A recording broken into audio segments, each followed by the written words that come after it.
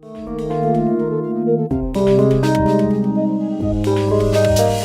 first P, purpose.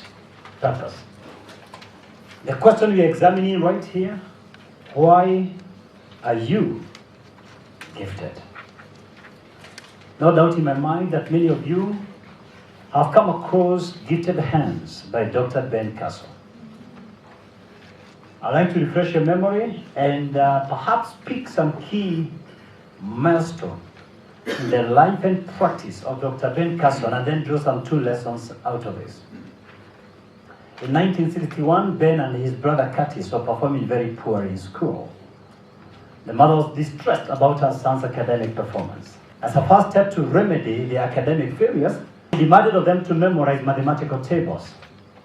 But unbeknownst to them, she checked into a mental hospital to fight her own depression. Coming back home, she meets her 2 sons addicted to television. To change that behavior, she now demands that they have to read a book and give her a report. She doesn't reveal to them the fact that she's illiterate with no more than a 3rd grade education. But it worked magic. Ben personally climbed up from the bottom of his class to the top of his class in just a single year. Years later, he was admitted at Yale University, where he met his wife, Candy. And he graduated as a neurosurgeon, many of you know this.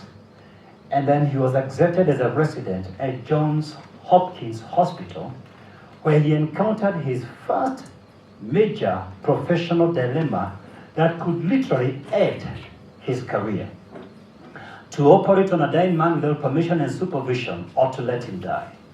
He took the risk and saved the man's life. In 1985, the wife Candy miscarries twins. Ben stays with her all night long. And despite the pain they are going through as a couple, the following morning, he undertakes a very rare procedure known as hemispherectomy, whereby he removes half the brain of a 4-year-old who converses 100 times. Fast forward. In 1987, Ben travels to Germany to meet a couple who had some twins conjoined at the back of their head. Cross-examining the situation, scanning the case, he realizes that any single mistake could cost either of the lives or both the lives. So he opts to retreat for 4 months to research further and re-strategize to enhance the chances of a successful surgery. At the end of the 4-month retreat, he receives something he calls an epiphany, sort of a revelation.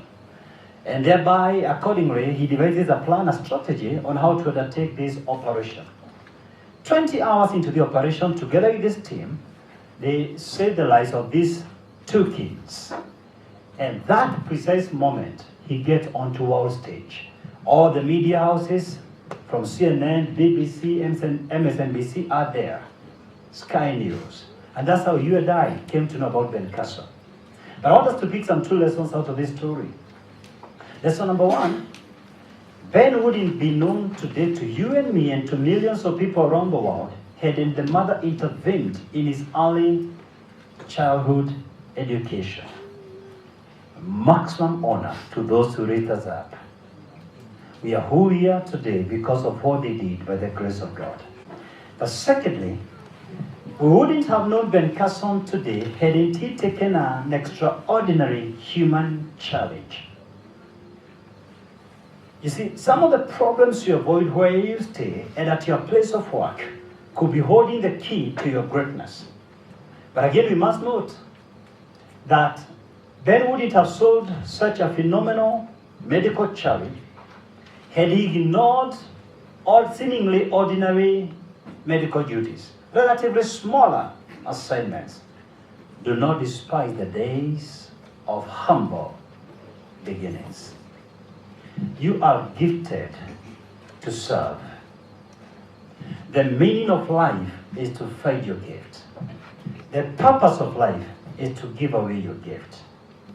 Your gift lies somewhere between your deepest sense of fulfillment and the world's deepest needs. As a matter of fact, the greater the service, the more expressive the gift.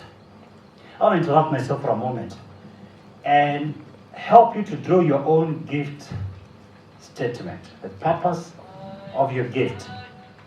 And I want to ask you 3 simple questions, and I'm going to state them as statements for you to easily fill these 3 statements, which is going to be the statement of the purpose of your gift. And the first one I want to ask you this. The first question I want to ask you, as a statement, why are you gifted? To who are you giving this gift? Who needs this gift? Who is the beneficiary? So you're going to write something like this. My gift is to help, dash, dash, dash. My gift is to help. Who is going to benefit from your gift? Why are you gifted? Item number 2, by/through. By/through. Here state the action you're going to undertake to help the beneficiary in point number 1. By/through. Who is going to benefit through what or by what? And item number 3, in order to, how is your intervention going to help them? How different will their lives be as a result of your gift? Let me repeat. So the first question, my gift is to help. The second question, through or by. And the third item, in order that. That becomes your gift statement. I'm not suggesting you fill in today. Just write the items I've given you. You could think through it. This is the beginning of a journey.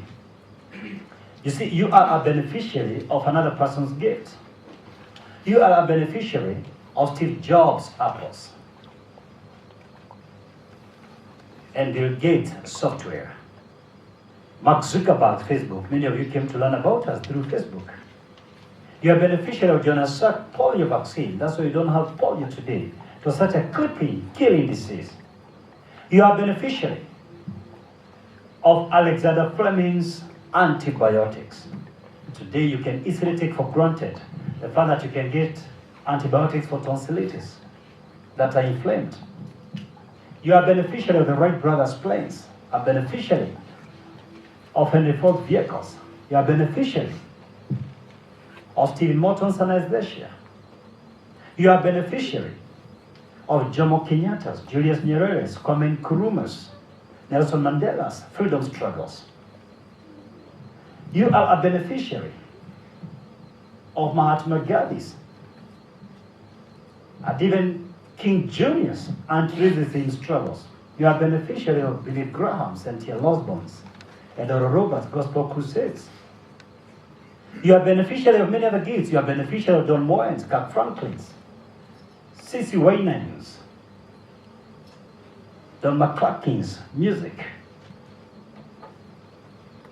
You are a beneficiary of Shakespearean, Wale Soyinka, Chinua Achebe, Ngugi wa Thiong'o's literature.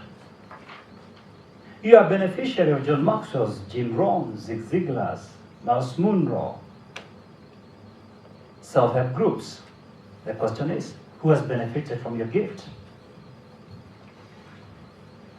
And what excuse do you have for not sharing your gift away? The joy of life is sharing your gift away. Let me remind you this.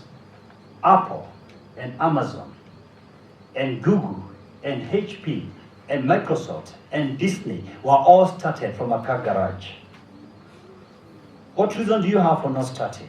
Because the question our maker is asking us every moment, what is in your hands? Why is it that others have started with their gift and you're still complaining about capital?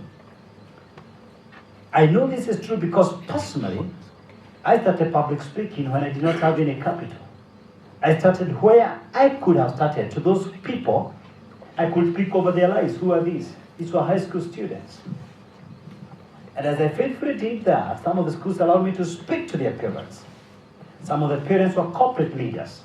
And I found doors open in different companies, different organizations. And some of these companies had branches outside the country. Eventually, I found myself doing conferences out of the country.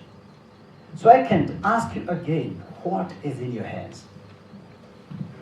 When you focus on blessing others, God focuses on blessing you.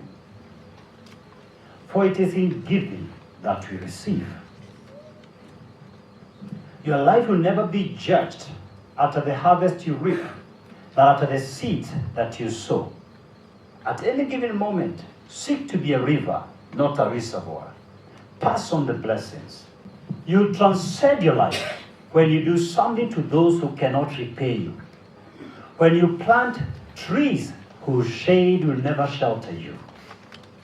Legacy is not who you leave behind.